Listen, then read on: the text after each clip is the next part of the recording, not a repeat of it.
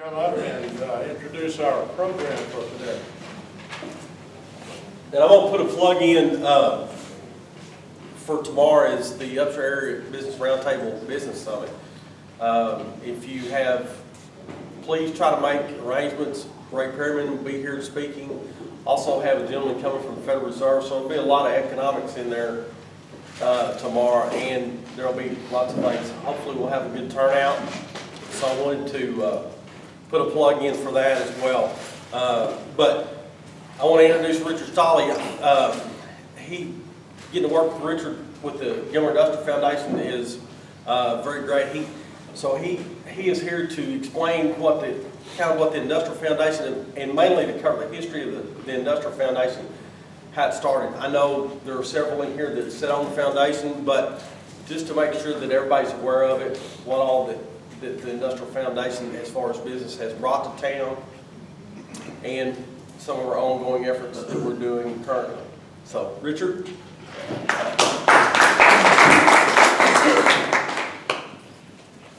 Danny, thank you very much. When Danny asked me if I would say a few words about the Gilmer Industrial Foundation, I got thinking back, and I said, well, it wouldn't be right just to mention the Gilmer Industrial Foundation, because it's more than that. In 1935, in October, I guess, of 1935, I was about 2 months old, and my mother and daddy took me out of the cafe, out for the parade, to come around the very first Jamboree parade. So, Danny, I guess that makes me qualified to go back and talk about the Gilmer Industrial Foundation. It came along later on. In World War II, of course, a lot of the males were off at war. And when the war was over, they came back home, and Gilmer didn't have any jobs. There was just nothing for them to do.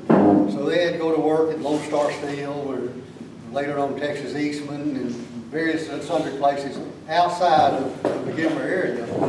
And of course, driving to and from very far at work, a lot of them just chose to move to Longview or Tyler or Mount Pleasant or Dangerfield or wherever it might be. But anyway, a group of businessmen in the early 50s, working through the Chamber of Commerce, got together and decided that they needed to do something about this economic growth problem that Gilmer was having with no jobs and people. So they formed a committee that got together and started and brought in 2 industries to Gilmer. One was called help me out, Steve. The dress factory was Sunny Isle. Sunny Isle. Sunny Isle. Yeah, Sunny Isle Dress Factory. And of course, they hired mostly females, sewing machine operators. So that didn't help the male veterans coming back very much. And then the other one was Gilmer Potteries, that is now just a vacant lot off of 271. But they hired a lot of people, and so those 2 got started. Well, that wasn't an organization that was funded by any kind of tax dollars or any kind of special funding. It was just a group of businessmen. Steve's dad, John Edward Dean, was one of them, and a number of other people. So in June of 1961, they called a meeting at the Upshur Rural Electric building to talk about economic development, what we could do in this community, and what they could do to bring jobs to Gilmer. And they had over 120 local citizens gathered. I've got a list with the names of everybody that signed the deal here, met, and the result was the Gilmer Industrial Foundation was created. And that was 501c6 nonprofit corporation, which it still operates under to this day. It's still a 501c6 nonprofit. It has never accepted any taxpayer dollars, never spent taxpayer money to operate. It started by going around the square to the businessmen and the merchants and getting technically donations. They got little stock certificates. You bought $10 worth of stock, donated $10 to them, give it a little stock certificate. And they gathered $30,000, which was a lot of money at that time to get started on. And they went out and started buying property, and you could buy a property for $30,000 then. And you buy a lot for $30,000 now. But anyway, they got started and started to attract some industry with the land locations that they had. And the industries that they got started under the Gilmer Industrial Foundation at that time, the one that's still available is Rob Roy. It's called Pittsburgh Standard Conduit, something of that name originally, and then it changed to Rob Roy. And Coil Specialist, Texas Quality Machine, Tractor Supply Store, all of those folks out there, a lot of them got started with the Gilmer Industrial Foundation, and Fox Stevens Field, JL Aero, Texasta, Certified Can, Texas Forest Service office out there. The Flight of Phoenix Museum is at the airport, and all of that, the Gilmer Industrial Foundation either had a hand in it or was supportive of it one way or the other. The amazing thing is that the property that the Gilmer Industrial Foundation bought originally had the mineral rights with it. And lo and behold, they drilled a gas well out there and brought in a gas well, which is still a producer today. We still get a check, don't we, Pete? Every month. Every month, you get a check for that.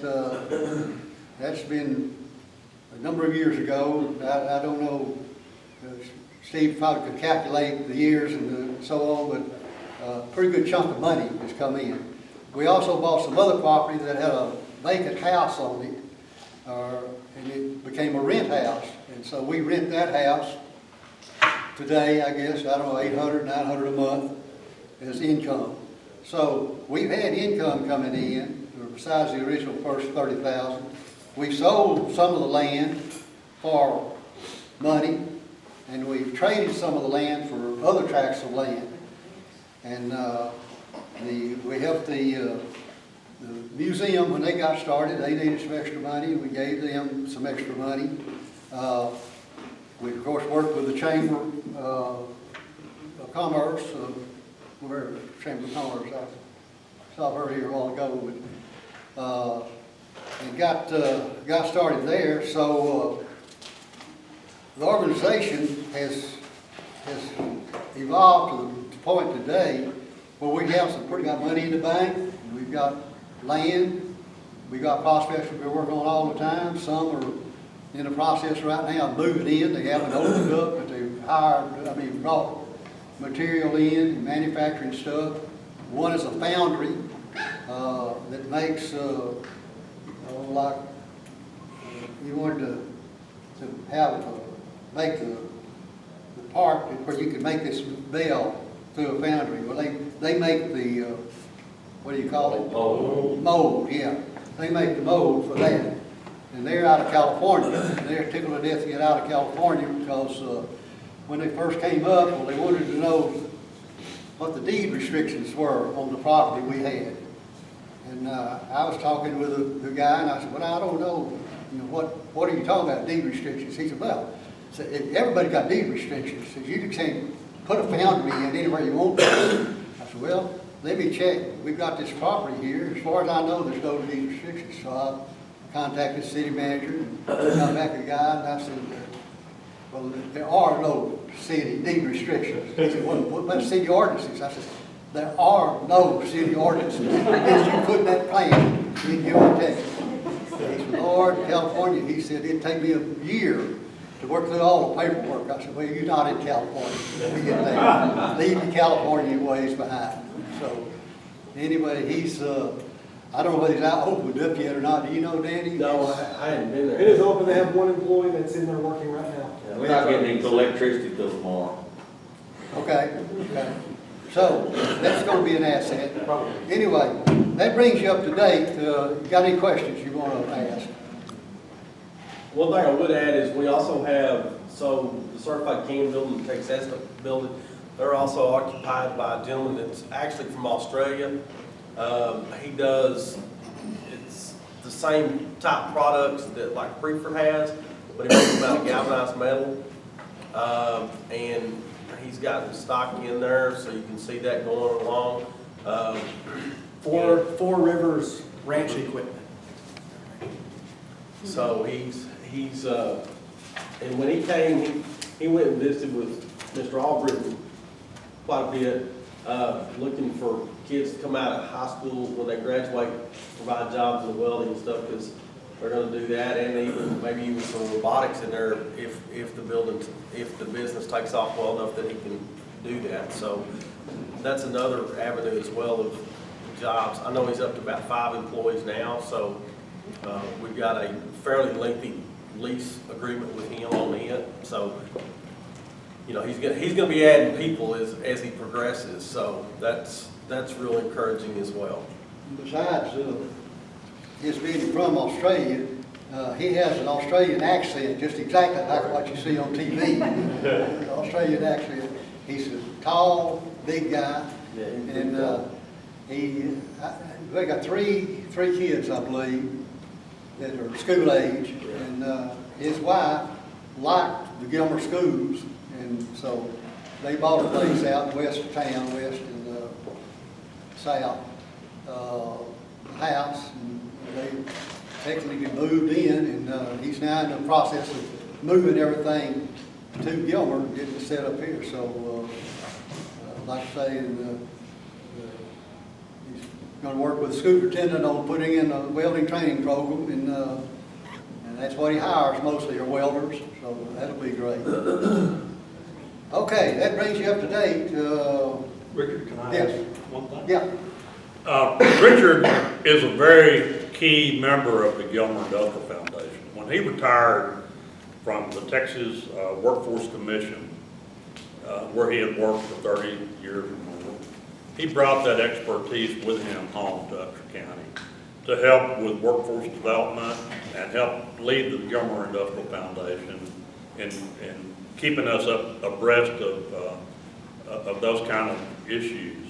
The Industrial Foundation has been, yes, it started out as a committee of the Chamber of Commerce, but it also started out literally, not officially, but literally as a committee of the Rotary Club, because you can't find anything in the history of the Industrial Foundation that didn't have leadership from Rotary. And he mentioned the Jamboree starting out, this is the 84th one. David Stevenson's granddad, Mr. Johnny Brigatti, started that. Mr. Johnny was a charter member of the Gilmer Rotary Club. So, I mean, we have so much rich history here in our community, and we can't thank people like Richard enough. David served as chairman of the Industrial Foundation. Pete has been handling the money, taking care of finances for the Industrial Foundation for many years. Danny is our chairman now. And you know, we've just had so much benefit in our community from the Industrial Foundation. Every good thing that's ever happened in this town, they've been behind it. And as you said, there's been we don't use government grants to do our work. We do encourage government grants to help out if it's a street or if it's a project. It's a Texas Economic Development Commission, whatever. We invite them in and encourage them to help. Tomorrow, you mentioned that, Danny mentioned that, the Upshur Area Economic Development Roundtable is having a wonderful agenda for economic development for Gilmer. We're going to have some great speakers. Ray Perry is going to be here. You see his article in the Law paper every week. He is a nationally known economic development person. We're going to have our state rep, our state senator, we're going to have our congressman here tomorrow, they're gonna be here. So, you need to come on out. I mean, it'd be nice if everybody in this room could be there and support, support Gilmer, show that we're interested. And just one other thing, Richard, one of the best and most important economic development assets that Gilmer has right now is Gilmer Independent School District and our new high school. Right. I talk to people all the time. I talked to a couple from Vermont. They stopped out at the Aviation Museum, and the gentleman came to the Masonic Lodge that night, and I just so happened to go. Well, he's from Vermont. He said, y'all have got the lodge meeting tonight. I said, oh, I didn't even know it. I went, and we talked.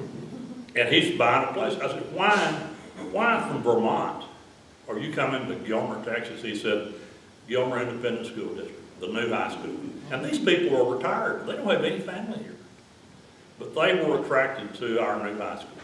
So that made me feel good and made me proud that, you guys. So, Richard, I'll quit. But That's all right.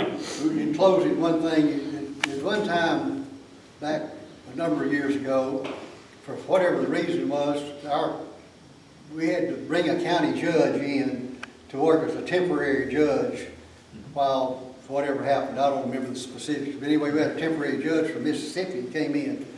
And so he met with me and asked about the Gilmer Industrial Foundation, and so I was explaining it to him, and he said, he said, I don't like the way you're doing something here, you need to be doing this or that. I said, well, I'm sorry, but, you're not on the board of directors, and so you don't have anything. He said, well, I'm the county judge. I said, well, I don't care who you are. You have nothing to do with the Gilmer Industrial Foundation. He said, yeah, that's pretty plain. I said, well, I expected it to be plain. You have nothing to say. So he didn't stay too long. He went on back to Mississippi. I don't remember how long he was here, but he didn't have anything to say to us. So, my wife fussed at me and said I was very impolite to that gentleman. So anyway, thank you very much. If there's any more questions, I'll be glad to field them. Okay. I just want to add something to Richard and just to explain how the Industrial Foundation works. One of the things is there's a lot of different people that serve on the board, and what's real neat about getting to serve on the Industrial Foundation board is all the expertise that all these people bring, and it's all community minded, which in today's society you don't get that. And so it's really an honor and a pleasure to get to do that, because these people bring a lot of knowledge and a lot of contacts to this, and I'm lucky enough I get to work with them to do that. So, and I think that's something that gets left out of the delivery about the history and all that, is the contacts and the effort that they go behind the scenes to make all this stuff that's come into Gilmer happen and occur, and the effort and the late nights and the conversations that these people do willingly to better this community. And I think that's something that goes unsaid and untold. And for these gentlemen that have been on here and that I get to work with, I just want to make sure that you understand that and how much I appreciate that. And Richard, thank you very much for being here today to do this. Thank you. Well, I've been retired 23 years after 34 years from the state, so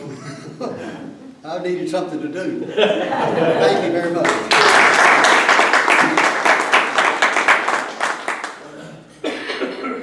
Thank you, Richard. Appreciate everything you do. Known him for a long time, and he's been active in civic improvement, foundation work, everything. Good to have you. Danny, thanks for bringing the program today.